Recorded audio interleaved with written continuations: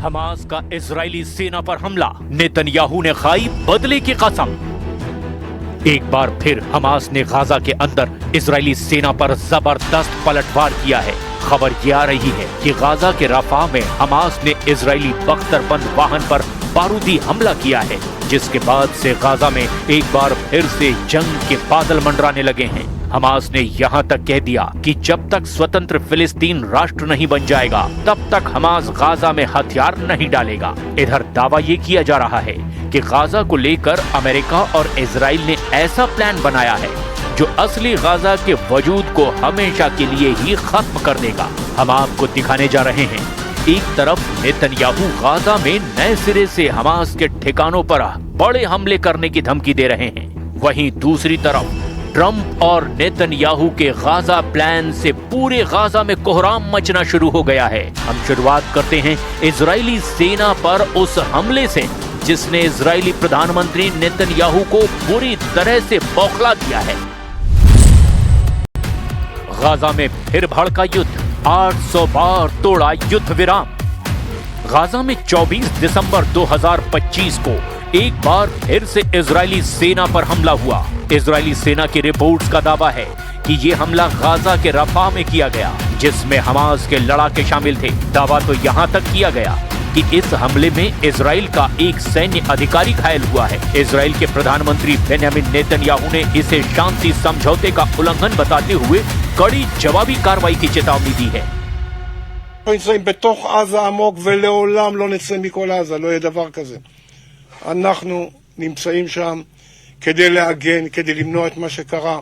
סומכים, אמרנו, על צור ישראל ועל צבא הגנה לישראל, וצה"ל חוצץ ויחצוץ בין אויבים ג'יהאדיסטים מהסוג הזה לבין היישובים שלנו והתושבים. 10 अक्टूबर 2025 को गाजा में हमास और इजराइल के बीच युद्ध विराम हुआ था। युद्ध विराम के बाद भी गाजा में खूनी झड़पें और हमले कम होने का नाम नहीं ले रहे हैं। लगभग 2 साल से चल रही जंग भले ही रुक गई, लेकिन सीज फायर की आड़ में अभी भी हमास लड़ाके और इजरायली सैनिक एक दूसरे पर हमले कर रहे हैं। तबाह गाजा की तस्वीरें साबित कर रही है कि पूरा गाजा एक तरह से कब्रिस्तान बन चुका है। एक एक रोटी और पानी की बूंद के लिए तरसते हजारों फिलिस्तीनियों को एहसास हो चुका है कि अब उनका मुकद्दर अमेरिका और इजराइल के रहमो करम पर ही है।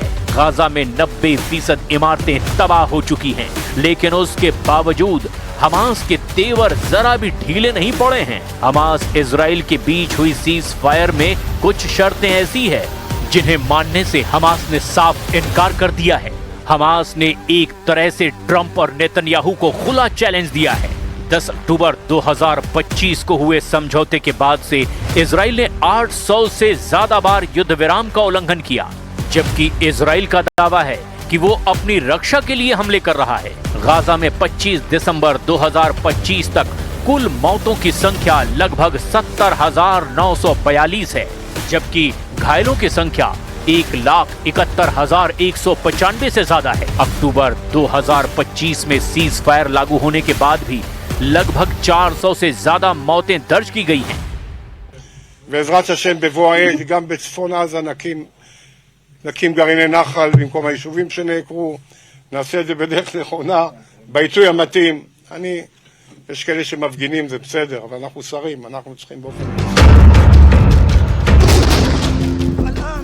गाजा की ताजा तस्वीरों में साफ देखा जा सकता है कि गाजा पहले इजराइल के भीषण हमलों से बर्बाद हुआ और फिर गाजा में भारी बारिश, प्रचंड ठंड ने हालात और ज्यादा खराब कर दिए हैं। इधर इजराइल और अमेरिका ने मिलकर के पूरे गाजा का वजूद ही खत्म करने का प्लान बना लिया है, जिस पर 10 लाख करोड़ रुपए खर्च किए जाएंगे।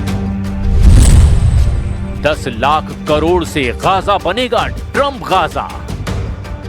करीब 23 लाख की आबादी वाले गाजा में से लगभग 20 लाख लोग बेघर हो चुके हैं, यानी करीब 90% आबादी को अपना घर छोड़ना पड़ा है। ऐसे हालात में अमेरिका की योजना गाजा को एक नई शुरुआत देने का दावा करती है, लेकिन इसे जमीन पर उतारना बेहद चुनौतीपूर्ण माना जा रहा है।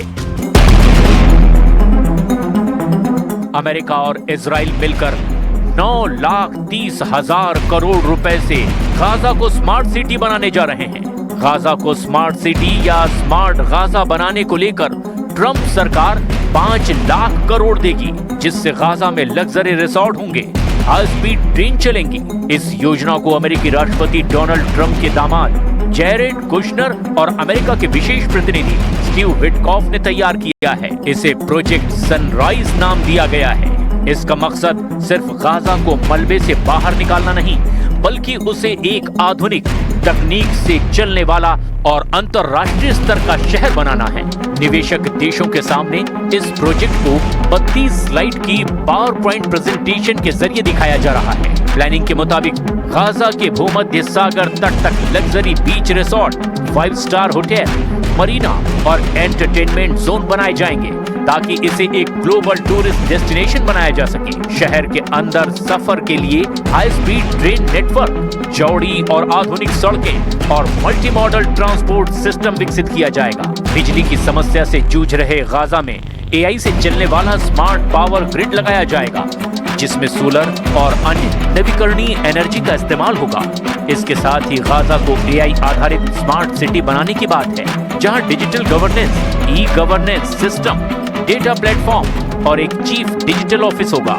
व्यापार और रोजगार बढ़ाने के लिए free trade zone, international business district, technology hub, innovation lab और स्टार्टअप सेंटर भी बनाए जाएंगे, ताकि गाजा को लोकल इकोनॉमी हब बनाया जा सके। इस पूरे मेगा प्रोजेक्ट पर अगले 10 सालों में चरणबद्ध तरीके से खर्च किया जाएगा। अमेरिका करीब 5 लाख करोड़ रुपए की राशि ग्रांट और कर्ज की गारंटी के रूप में देगा। हालांकि इस योजना के सामने कई बड़ी चुनौतियां भी हैं। सबसे बड़ी चुनौती करीब 20 लाख फिलिस्तीनियों के पुनर्वास की है। जब गाजा में निर्माण शुरू होगा तो इतनी बड़ी आबादी को अस्थायी तौर पर दूसरी जगह बसाना पड़ेगा। अब सवाल उठता है कि अगर गाजा में अभी भी हमास का वजूद मौजूद है और वो 2 साल बाद भी इजरायली सेना पर हमला कर रहा है, तो फिर अमेरिका और इजराइल गाजा को स्मार्ट सिटी या स्मार्ट गाजा कैसे बनाएंगे?